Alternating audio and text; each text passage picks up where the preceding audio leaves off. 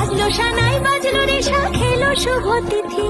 রাজার ঘরে ছোট রানী এলো পদ্মাবতী রানী পদ্মাবতী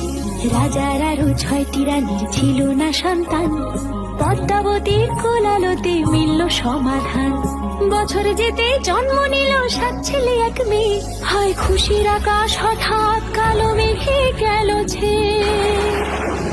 হিংসেতে যায় জ্বলে পুড়ে বাকি 6টি রানী যুক্তি করে ঘটায় ওরা 7 কুমারের হানি সুযোগ মতো 7 ছেলেকে মাটিতে দেয় পুঁতে বাঁচে একা পারুল ওরা পায় না তাকে ছুটে ধাইমা বাজায় সেই মেয়েকে বড় করে তোলে 7 ভাইকে পায় যে পারুল 7টে চাপা ফুলে এত কিছুর পরেও রাজার বিপদ যে কাটে না সূর্য নগরে সুখের সূর্য আর ওঠে না হিংসা বিবাদ বিচ্ছেদ আর প্রেমের কাহিনীতে পারুল বোন কি পারবে 7 ভাই চম্পাকে জাগা